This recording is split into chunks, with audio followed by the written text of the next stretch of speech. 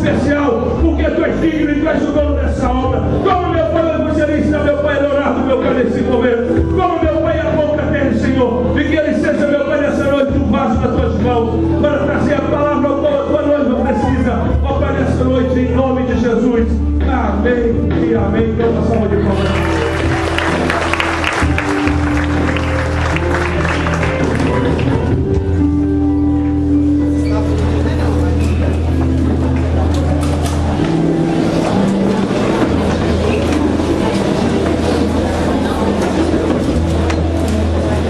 Aleluia.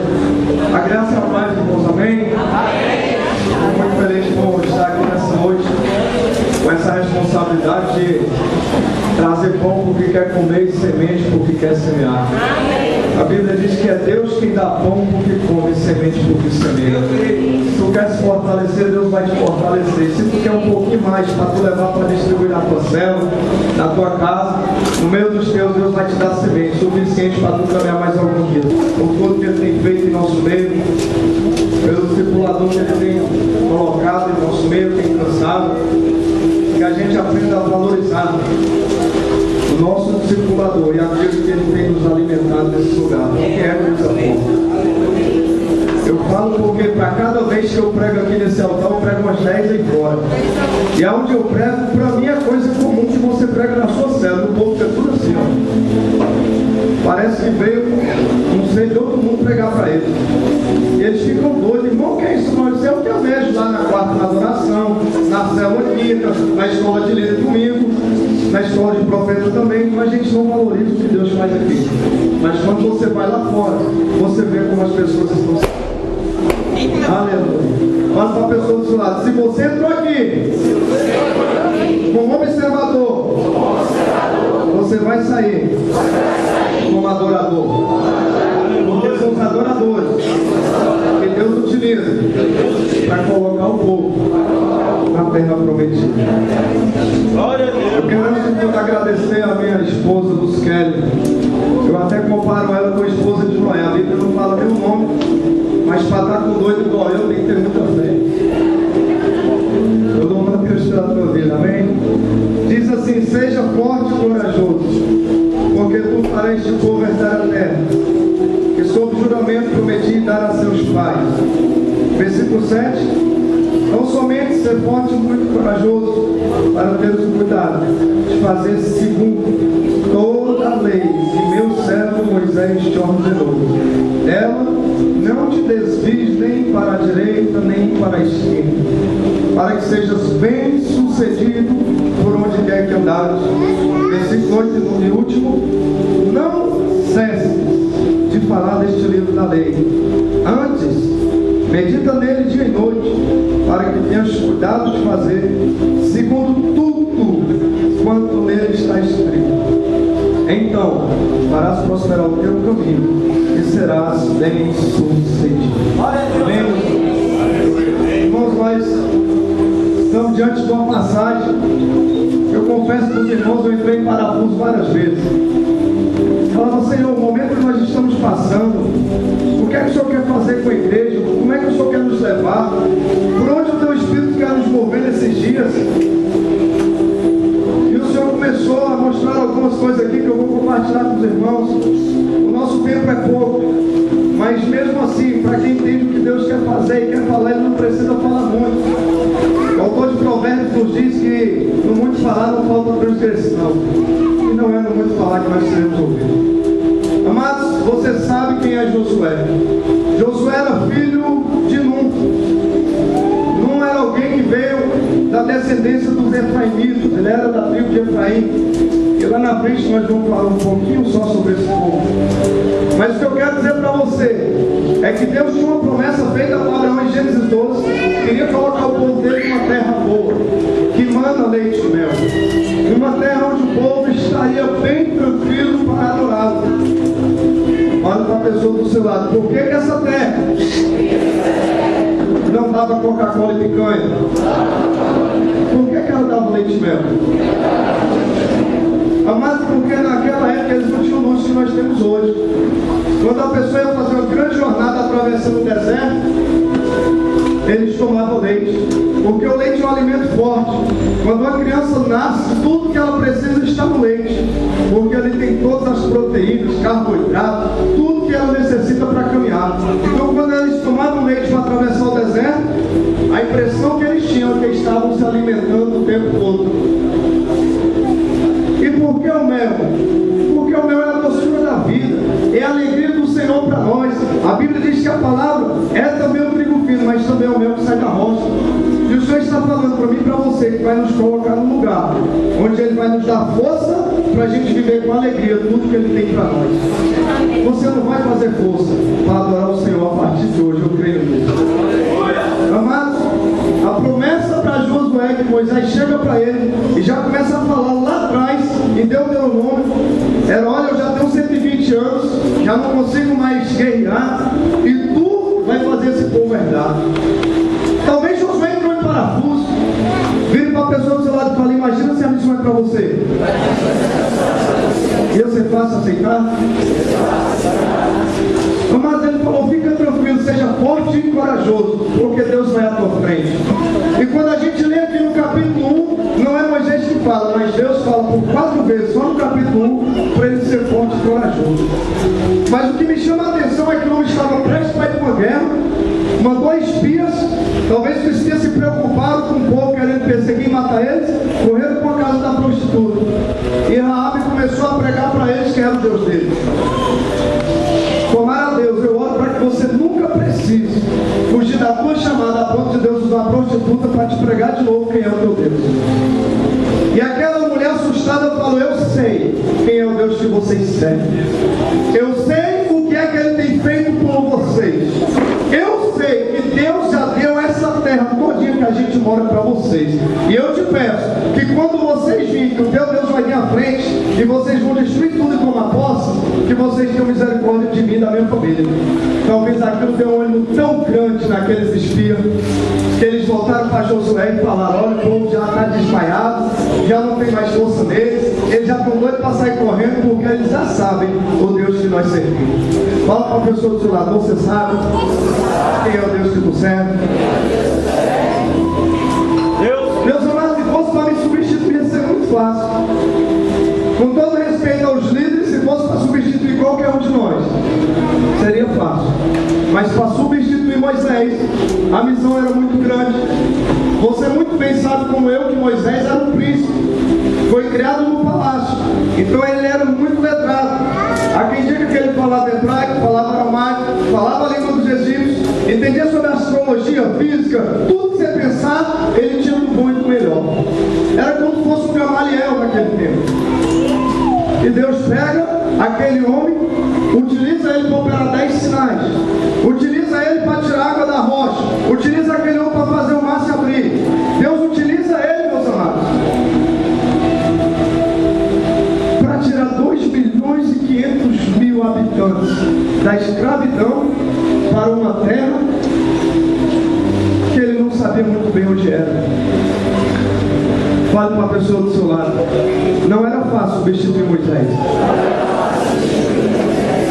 Alguém que falava face a face com Deus, alguém que profetizou a vida do Messias falando: olha, Deus há de suscitar um profeta que vai salvar o seu povo, e ele será semelhante a mim. Já pensou, Evanildo, você virar para a congregação e falar: olha, Deus vai mandar Jesus salvar todo mundo, ele vai ser igualzinho eu, na mesma unção, no mesmo poder. Tem que ter muita comunhão com o Senhor, mano, para falar o que Moisés falava, para fazer o que ele fazia. Eu creio que quando ele falou: é você que vai salvar, Josué começou a se tremer na base. Eu não tenho outro melhor. E por incrível que pareça, tinha. A Bíblia fala de um homem chamado Finéias, que aparece em Êxodo 6. Esse homem Finéias, ele era filho de Eleazar. Eleazar era filho do sacerdote Arão, que marchava junto com Moisés. Então ele era de uma linhagem sacerdotal. Ou seja, ele foi bem instruído na palavra, ele sabia muito bem como conduzir o povo na presença do Senhor. Porém, quando a gente chega no livro de Números, capítulo 25, o povo começou a adorar um Deus chamado Baal-Peor. E aí chega o israelita com a mulher midianita e falou: esse aqui também adora esse outro Deus. Finéias, naquele momento, ele pega uma lança e atravessa, mata tanto o Midianita. Fale para a pessoa do seu lado: nós não fomos chamados para matar pessoas, mas fomos chamados para apresentá-las ao Rei da vida, aquele que dá vida e vida e abundância, aquele que se manifesta para mim e para você todo dia. Ele disse, quando o povo foi para pregar em Samaria, falando: olha, o Messias quer passar por aqui, e o povo falou: nós não vamos recebê-lo. Tiago e João viram para Jesus e falam: o Senhor quer que a gente olhe como Elias fez e desça fogo do céu e mate todo mundo? E aí Jesus respondeu: não, porque o Filho do Homem não veio para matar, mas veio para salvar os pecadores. Muitos de nós, meus amados, nós temos matado os próprios irmãos quando pegamos eles no erro. Muitos de nós, em vez de pegar essa pessoa e tratar: vem cá, meu filho, tu errou, tu está adorando outras coisas, vem aqui que eu vou te mostrar quem é Jesus, vem aqui que eu vou te ensinar como é que deve caminhar, que não deve adorar Deus e mamon, que não deve se prostituir, que não deve adorar isso, que não deve fazer coisa errada. Mas muitos de nós não temos mais misericórdia. E a Bíblia nos diz que na medida que nós julgamos, nós somos julgados. Então Finéias, amado, não é o filho de Hofni, não é o filho de sacerdote ali, mas era o filho do sacerdote Eleazar. Era um homem que viu o seu varão caminhar com Moisés, ensinando o povo a adorar. Mas porque ele era muito duro e não tinha misericórdia, Deus não pôde contar com ele. Porque quando a gente vê os outros errar, a gente esquece da trava que está no nosso olho, e a gente aponta facilmente os cílios que está no olho do outro. É muito fácil você apontar em mim um defeito, mas é difícil você encontrar 3 qualidades, porque no fim das contas a gente não faz nem o papel de Deus. Quando o apóstolo Paulo falou que nós temos que ser imitadores de Cristo, mas muitos crentes têm imitado Satanás e está querendo nos acusar. Satanás, o nome Satanás quer dizer acusador. Eu sei que diabo é adversário, mas Satã quer dizer acusador, e muitos de nós temos acusado nossos irmãos. Talvez você tenha tudo para ser um grande líder de céu, mas porque tu vê alguém passando prova, em vez de tu ajudar coração, jejum, em vez de tu pegar esse irmão e tentar liberar alguma palavra na vida dele, tu termina de matar, tu afunda os sonhos dele. Meus irmãos, então Josué entra no cenário, e nota que aquele homem estava diante de uma cidade com muralhas enormes, já tinha vindo ganhando, e antigamente se ganhava era na luta corporal, não tinha as armas que temos hoje. E aquele homem está diante do exército, e Deus vira para ele e fala: seja muito forte e corajoso. Mas interessante que aquela muito corajoso que Deus fala, aquela frase, não era para ele ser muito corajoso para guerrear, não era para pegar o arco, não era para pegar a flecha, não era para pegar a lança, mas era para ele ser muito forte e corajoso, para ele cumprir a palavra.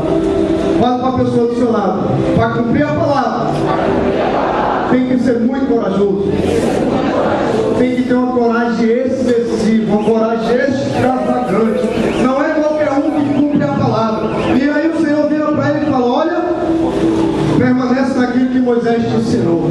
Olha para a pessoa do seu lado: permaneça no seu discipulado, permaneça no que o teu líder tem ensinado, medita na palavra dia e noite, seja corajoso. Aleluia! Alguém pode aplaudir o Senhor? Vamos cumprir a palavra aí? Vamos fazer o que diz: aplaudir o Senhor com os sons, e glória ao Senhor. Aplauda o Senhor, destroa essas palmas de glória. Aleluia, aleluia. Aleluia. Fala para a pessoa do seu lado: cadê tua espada? Cadê tua palavra? Alguma coisa me preocupa. São várias, mas uma muito forte Deus falou comigo essa semana. Se a gente não carrega nem a Bíblia, quando é que a gente vai carregar a cruz? Não sou eu que estou falando. Eu fiquei com medo, porque Deus falou para mim, cortou tão forte, que ontem quando o pastor pregava e falava disso, eu esqueci a Bíblia no carro e comecei a pedir perdão. Senhor, me perdoa porque eu esqueci a tua espada.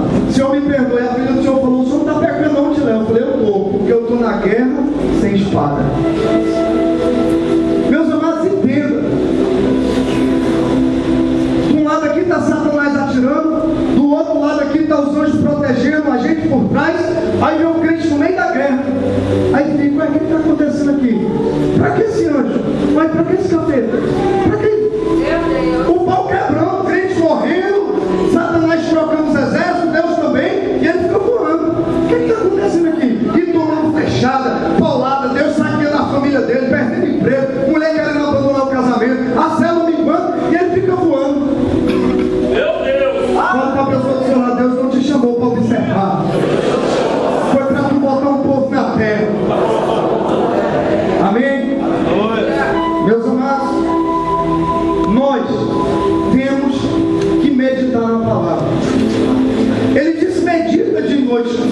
para ler.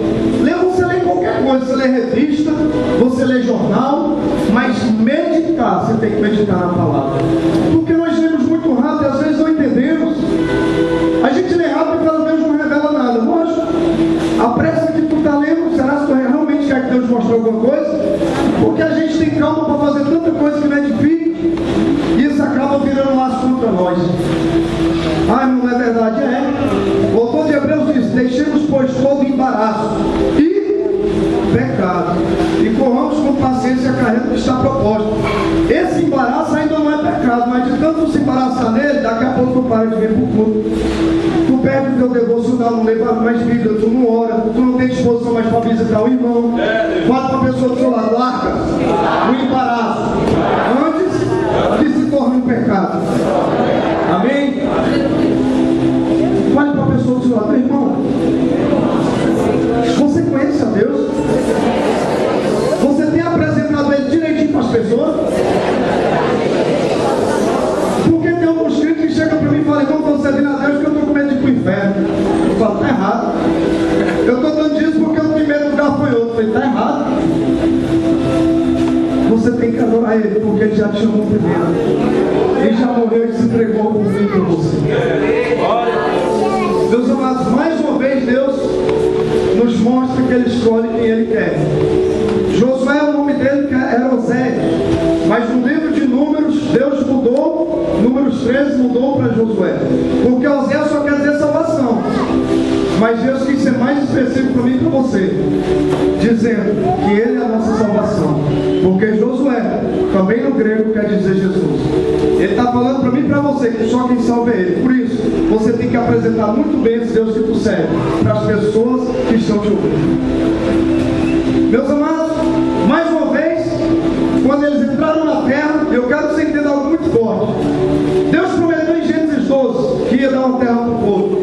Quando chega no final, lá pelos capítulos 20, 21, 22, 23 de Josué, a gente percebe que o povo estava na terra, mas Rubem e Gad, meio tribo de Manassés, ficaram daqui do Jordão. E aí o povo falou: olha, estão levantando uma lutar. E os irmãos mais uma vez se juntaram: opa, vamos guerrear, vamos acabar com os nossos irmãos, porque não se pode mais adorar outro Deus em Israel. E aí novamente, o povo tem que pegar outros espias, envia Finéias junto, e chega lá, Finéias vai ver o que está acontecendo, volta e fala: eles fizeram altar para Deus. Se fosse para aquelas pessoas, e talvez por Finéias, ele ia destruir aquelas 2 tribos e meia de Israel, e eliminar da face da terra 12,5 milhares de pessoas.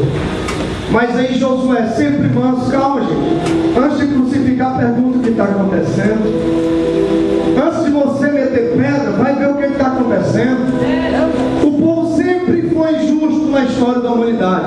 Trouxeram Maria Madalena: aí Jesus, vamos apedrejar. O certo era ter levado o caboclo que adulterou com ela, mas não é válido. Jesus não era para ter sido julgado daquela forma, mas foi.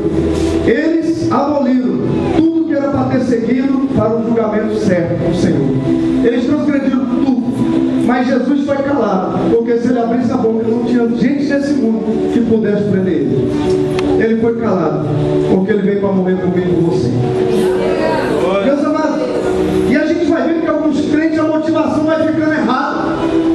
Você aceita Jesus, você entende, aprende o que é pecado, você se batiza nas águas, começa a ter dadismo, e daí a pouco você começa a mudar o seu foco.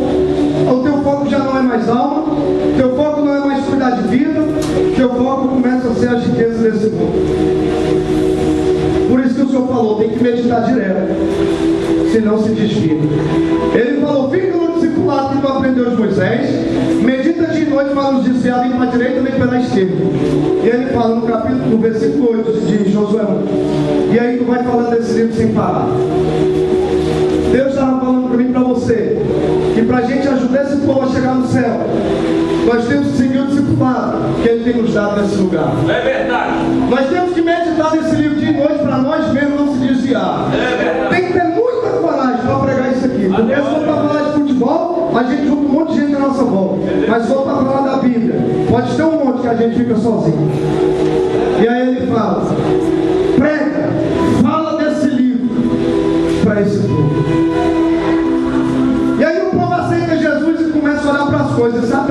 preterido em tirar o nosso foco. Abraão sabia que o seu sobrinho Ló tinha sido preso. Gênesis 14. E ele pega 318 homens e vai lá resgatar o seu sobrinho. E depois que ele termina de resgatar, ele chega diante de Melquisedeque, adora Melquisedeque, entrega o dízimo e fala: estou te entregando, que é uma adoração para o meu Senhor, porque tu representa para mim o sacerdote do Deus Altíssimo. E ele adorou junto com Melquisedeque ali, entregou o seu dízimo. Na hora que ele vai saindo, o rei de Sodoma chega diante dele. Ele fala: Abraão, me dá as pessoas e fica contigo os bens. Toda vez que a gente começa a adorar, Deus sabe que isso vai produzir alguma coisa na minha e na sua vida. Primeiro, quando Davi adorava, Saul era liberto. Então a adoração provoca libertação. Segundo, quando Abraão adorava, Deus o fortalecia. Então a gente vai vendo que a adoração, ela traz libertação, ela traz fortalecimento. Paulo adorando na cadeia, aquele homem ia se matar, ele não permitiu. Foi na casa dele, todo mundo se converteu. Então quando você adora, também traz conversão. Quando a gente adora, traz libertação, a gente se fortalece, as pessoas se convertem. Só que quando você está entrando num nível de adoração muito grande, o rei de Sodoma pisa na tua frente e ele quer propor uma troca com você. Ele fala: pega as riquezas e me dá as vidas. E nós temos permitido essa troca. Mas Abraão, que era cheio de Deus, ele olhou para Satanás e falou: não, eu quero as pessoas, não quero nada teu. Aliás, tem alguns moços meus que tu pegou algumas coisas, eu quero que volte. Hoje, se Satanás sacou alguma coisa tua, ele vai ter que devolver. Porque aqui nós não negociamos pessoas por dinheiro, nós não trocamos vida por riqueza, porque aqui o que interessa é salvar o pecador, é trazer ele da morte para a luz, para a gloriosa e santa presença do Senhor Jesus. Se for agora, ele aplauda mais uma vez.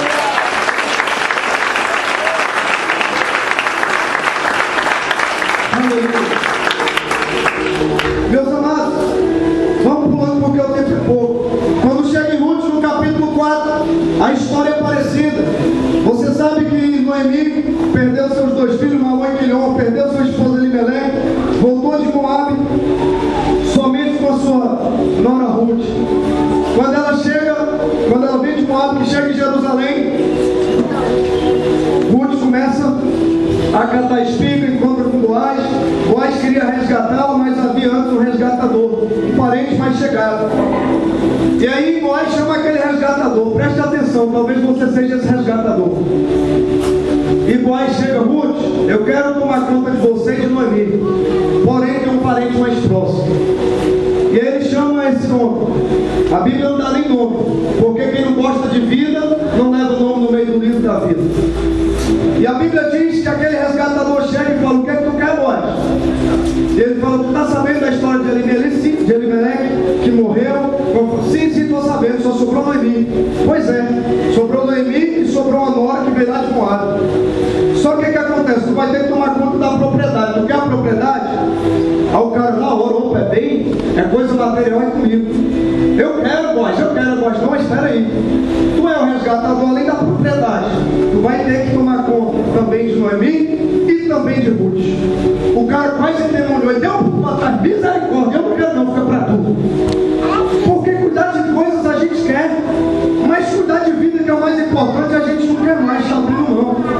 Quando falou para aquele homem: cuida das pessoas, ele: maravilha. Mas quando, quer dizer, cuida dos bens, ele falou: maravilha. Aí falou: cuida das vidas, aí eu não quero não, ficar para tu.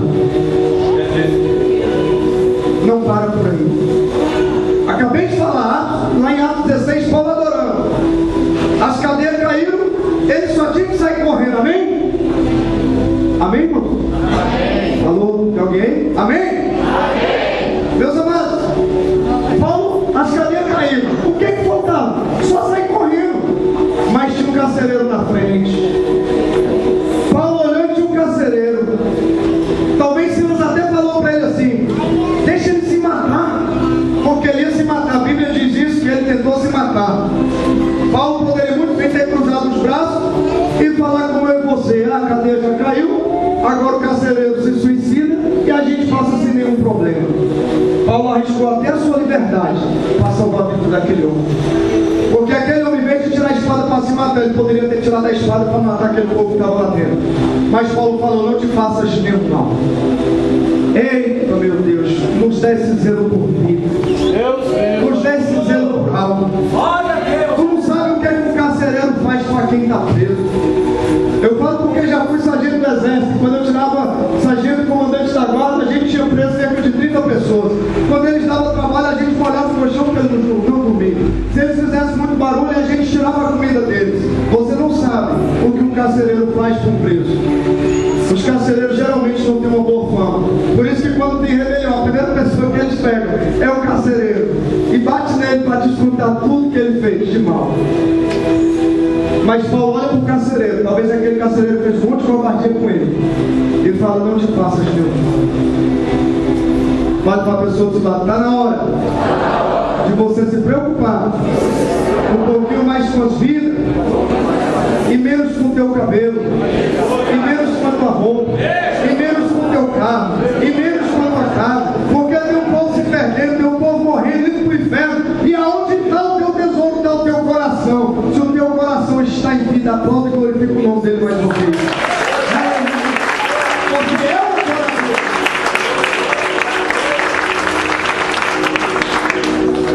Fale para a pessoa do seu lado: não abandone a sua chamada. É para cuidar de vidas. Fale para a pessoa do seu lado: por que não se ama mais as vidas? Timóteo estava doido, porque as pessoas estavam se desviando, se perdendo. O apóstolo Paulo, 2 Timóteo, capítulo 4, versículo 2, encerrando a carta, ele diz: filho, sabe por que o mundo está assim? Aqui eu não estou falando de um velho, não, estou falando dos líderes que estavam abandonando a igreja, abandonando o discipulado. Aí Paulo fala para Timóteo: porque cada um busca o que é seu e não o que é de Deus. Depois você olha isso, dói muito, mas eu sou obrigado a pregar. Cada um busca o que é seu e não o que é de Deus. E não o que é de Deus. Amém?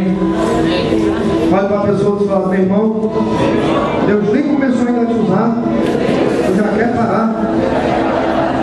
É hora de aparecer, meu amado, positivamente, não é negativamente. Tem gente aqui na igreja que não só aparece quando é escândalo, só aparece quando é problema. Tem um cidadão que você não vai saber o nome dele, porque ninguém prega sobre ele, o nome dele é Arquipo. Quem lembra desse cidadão? Levanta a mão aí. Ele só aparece lá em Colossenses e depois em Filemão. Em Colossenses ele apareceu para levar uma palavra de exortação. Paulo vinha falando: olha, eu estou aqui com Deus, com o amado médico Lucas. Manda um abraço para todo mundo também. Estou parafraseando como Paulo terminava as cartas. Estou feliz que Deus está fazendo a obra aqui e vocês fiquem na beira. Aí Paulo mostra aquela saudação final e fala: quando Arquipo, fala para ele lembrar do ministério que Deus deu para ele e para ele cumprir. Paulo termina a saudação com educada e introduz um cidadão só para dar uma chicotada nele. Fala para a pessoa do seu lado: tu tem que aparecer por boas obras e não para ser chamado a atenção, porque na dor discipulada. Amém? Amém, meus irmãos? Fala para a pessoa do seu lado: atenta para o ministério que tu recebeu do Senhor para tu cumprir.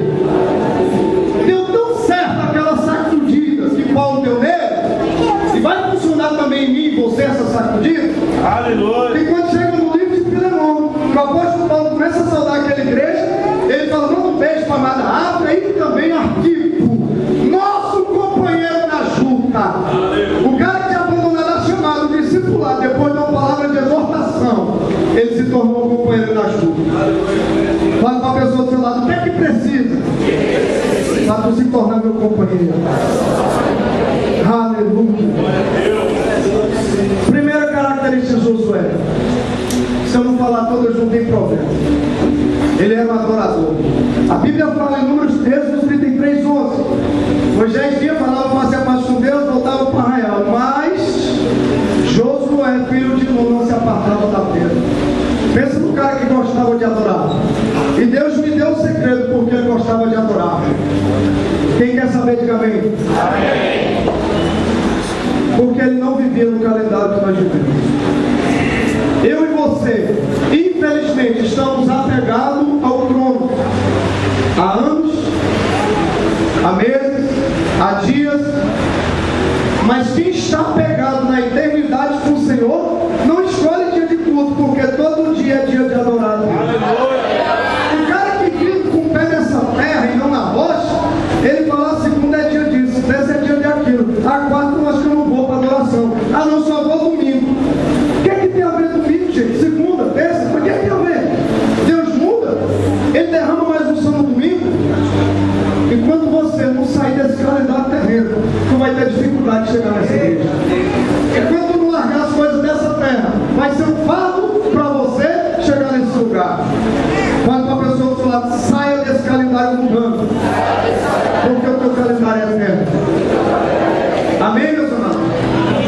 Meus irmãos, Josué, ele amava as vidas, ele adorava sem parar, e principalmente ele adorava o que conhecia. Ele adorava o que ele conhecia. Pastor Roger já pregou pelo menos 3 vezes aqui sobre João 4 da mulher samaritana. Jesus começa com aquela mulher e ele fala para ela: vai chamar teu marido. O que ela respondeu? O que ela respondeu? O que ela respondeu? Eu vou te ajudar. Ela respondeu: não tenho marido. Repita comigo: o que ela disse? Mais uma vez. Mais uma vez. Aí o que Jesus responde? Disseste isso com verdade, porque tu já teve 5 e o que tu tem? Então Jesus disse que ela tinha 6. Mas o que ela disse? O que ela disse? Mas Jesus não disse que ela tinha 6? É porque 6 não era suficiente, ela já estava pensando no 7.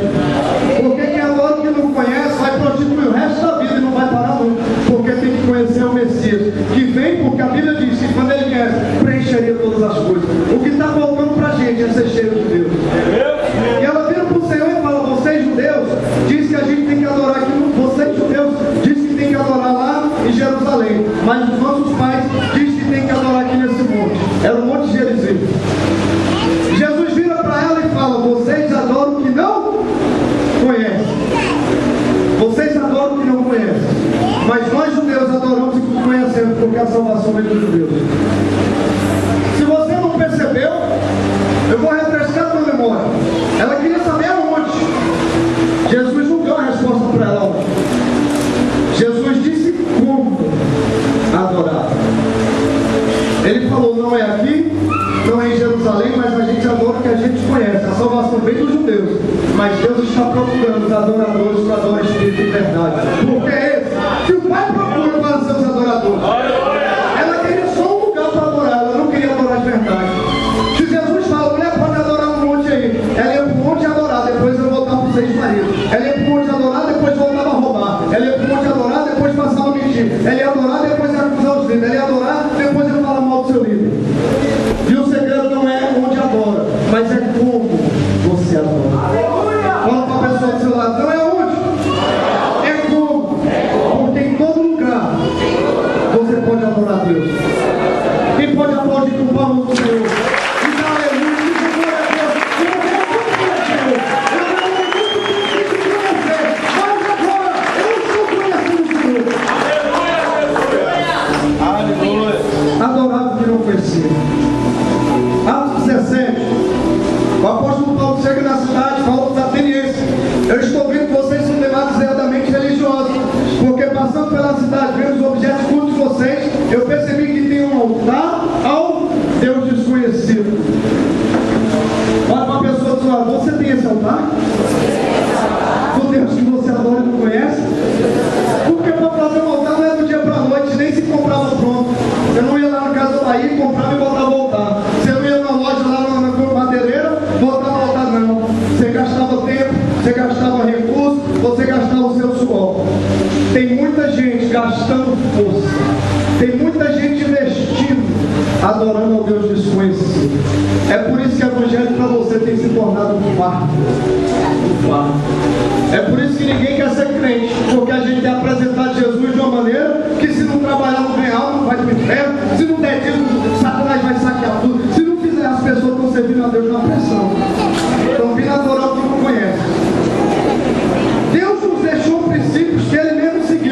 continuar seguindo.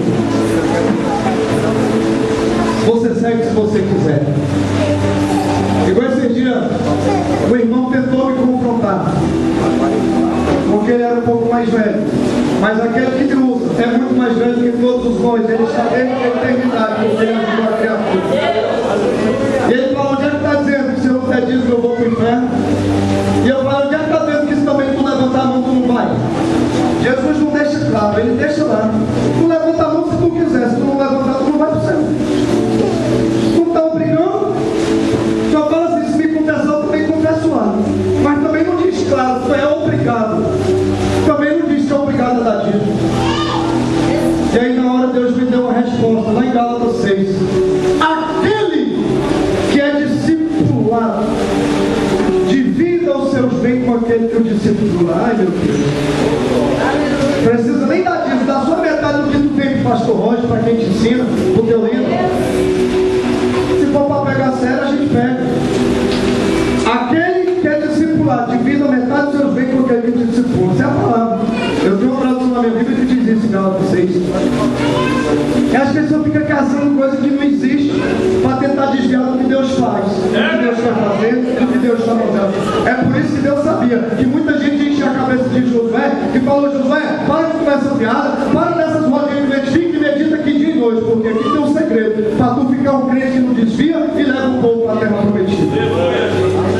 A minha terra e a tua foi profetizada não por Abraão, mas pelo próprio Jesus em João 14, quando ele disse: eu vou para o Pai, vou preparar um lugar para vocês, mas vou voltar para buscar vocês, porque onde eu estiver, eu quero que estejais também vós.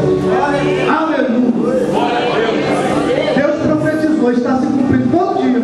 Jesus está salvando gente todo dia. Mas o problema muitas vezes somos nós.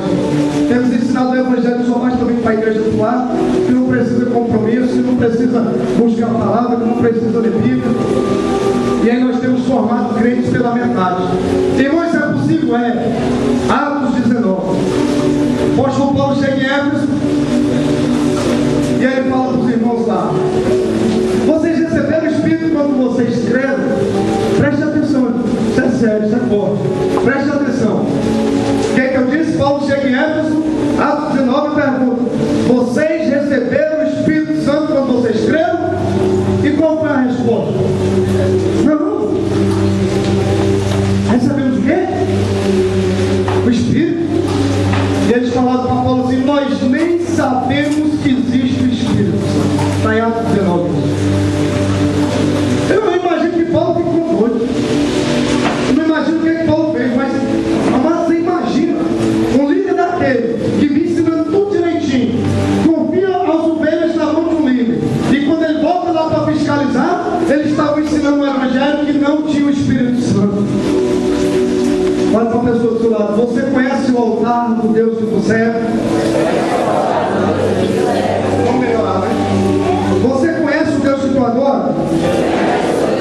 E quer esse Deus dar o seu Espírito? Meus amados, Paulo chega num lugar, eles adoravam Deus desconhecido.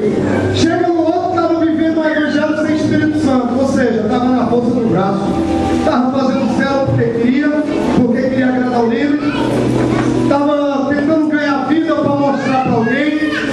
Eles estavam com as quatro paredes daquele lugar para mostrar para o povo que ele tinha uma igreja, mas o principal eles não tinham, era o Espírito Santo. Olha para a pessoa do seu lado: você não é ateniense e nem mora em Éfeso.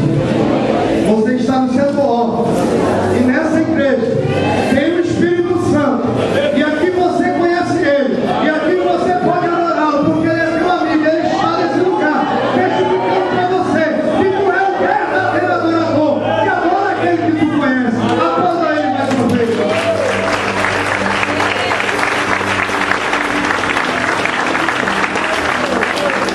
Aleluia. Pergunta para a pessoa do seu lado: como é que faz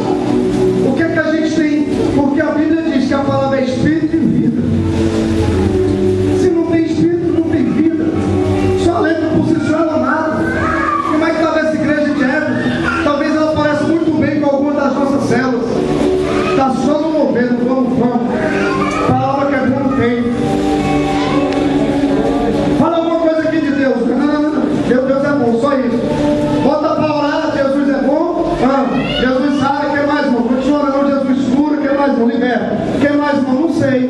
Está adorando o Deus desconhecido. Talvez está sem o Espírito e não medita mais na palavra. Porque quando você lê a palavra, você começa a ver o que ele fez na história do povo de Israel. Meus irmãos, vamos dar uma coisa mais rápida. Terceiro, tem que ter muita coragem. Fale para a pessoa do seu lado, homem de Deus não pode ser tímido. Mulher de Deus não pode ser tímido. Quando Deus foi preparar um exército para Gideão, a primeira coisa que ele fez foi tirar os tímidos. Ele só queria os corajosos. E Deus falou para Josué, tenha muita coragem. Parece que Deus já estava profetizando o que ia acontecer no fim do livro.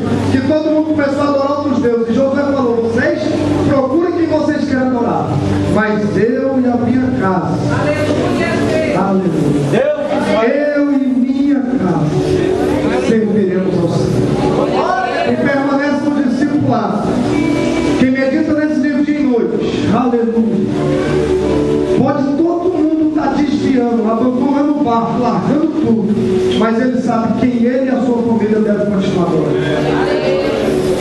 Ah, meu marido saiu da igreja, eu vou sair também. Ah, meu amiguinho saiu, eu vou junto. Qual é o Deus que tu adora? Tu só adora Ele quando as coisas estão bem? O pastor nos ensinou hoje de manhã. Quando estava tudo bem, João Batista disse que ele era o cordeiro. Na primeira prova que João entrou, foi para a cadeia, já duvidou se realmente ele era o Messias. Fala para a pessoa do lado, não duvide. Se o Senhor é Deus na tua vida. Amém? Meus amados, no versículo 8 ele fala, não cesses de permanecer. Fala para a pessoa do lado, tem quanto tempo que tu não prega para ninguém? O apóstolo Paulo disse para a gente pregar, quer a gente estivesse preparado ou não. Há tempo, há fora de tempo, está em 2 Timóteo 4:2. Ele diz, prega, esteja preparado a tempo, há fora de tempo. Repreenda e exorta com todo ensino e doutrina. Meus amados, não podemos viver um evangelho mais ou menos, senão você vai ser envergonhado, se não já foi.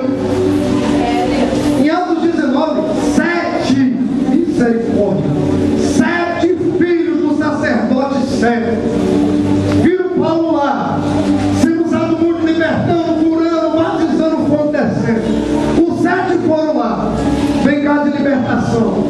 Pegaram as pessoas e falaram, eu esconjuro você, diabo. No nome de Paulo, no nome de Jesus a quem Paulo prega. Os capeta virado para ele. Ai, meu Deus.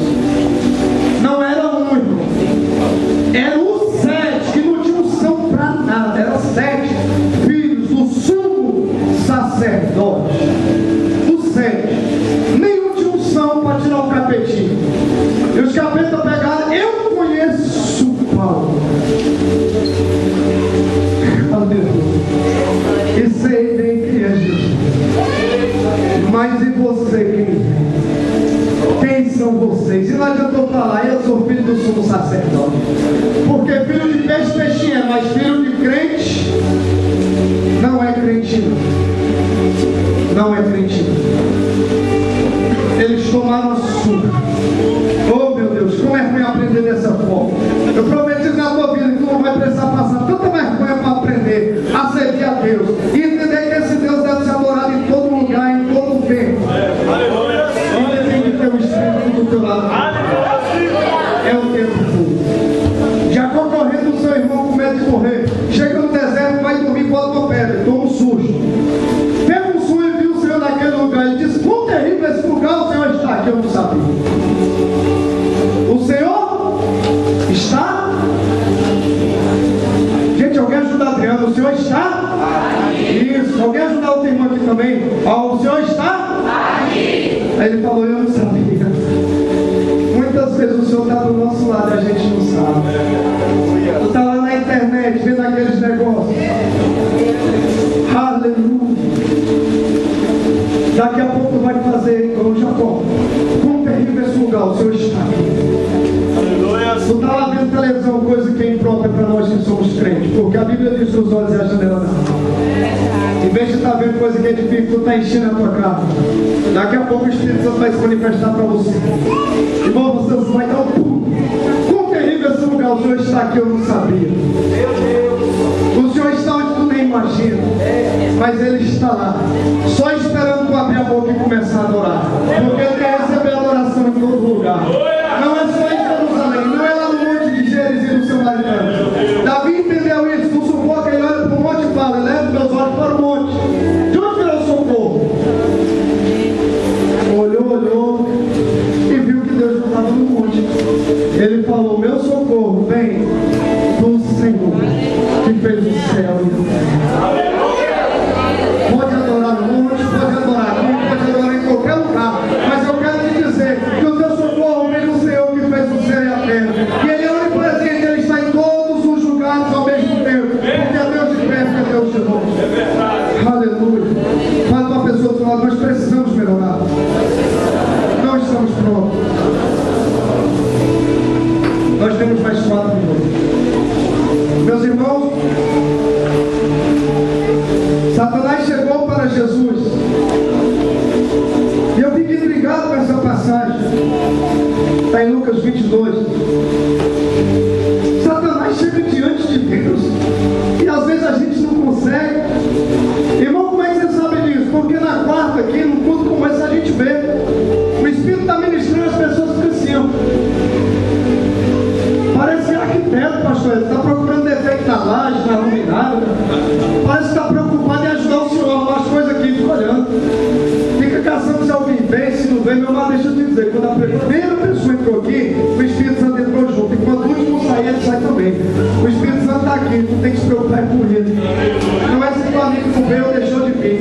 Porque embora o pastor nos aponte um caminho, mas o verdadeiro caminho é o Senhor. Ele não lutando aqui, eu adoro do mesmo jeito. Eu louco do mesmo jeito porque eu venho para adorar a Deus. Não é bom. Não mude o seu foco. E aí eu já vou encerrar, tenha paciência. Satanás chega, tem uma conversa com Jesus semelhante a de Jó. Não vai dar tempo de falar de Jó, mas vou falar de Pedro rapidinho. E aí tem uma conversa que era para tentar Pedro, do mesmo jeito que fez com Jó lá atrás. E Jesus vira para Pedro e fala: Simão, Simão, hoje Satanás te reclamou para te peneirar como trigo. Mas eu roguei por ti para que a tua fé, gente, me ajuda. Vocês não copiam aqui, não é possível. Eu roguei por ti para que a tua não desfaleça. Mas tu, quando se converter, esforça os teus irmãos. Você sabe o que é peneirar o trigo? Ele tinha um caixote mais ou menos desse tamanho, uma cordinha aqui na ponta, outra aqui, mais ou menos dessa altura aqui para baixo, com a peneira. E aí ficava um do lado, Marcelo, e outro do outro. Botava o trigo e eles começavam, um subia e o outro baixava, peneirando o trigo. Sabe o que acontecia? Os defeitos começavam a aparecer, a sujeira começava a aparecer, pastor Rivaldo. Jesus sabia que se deixasse Satanás peneirar Pedro, que representava a igreja, ia ter tanto defeito, ia ter tanta coisa ruim, que ninguém ia seguir Pedro. Ainda bem, meus irmãos, que o Senhor roga por nós todo mundo, para que a nossa fé não desfaleça. Porque Ele mesmo sabe que não estamos prontos ainda, porque Ele quer fazer com a gente, porque é grande demais. E Ele falou: não deixei peneirar você, Pedro, porque tu tem que melhorar muito. E Pedro, assim como muitos de nós, cheios de si mesmo, ele virou para Jesus e falou: eu não, eu estou pronto, mestre. Vai contigo tanto para a cadeia como até para a morte. Quando chega lá no final desse capítulo de Lucas 22, a gente vê que o povo pega Jesus e começa a fazer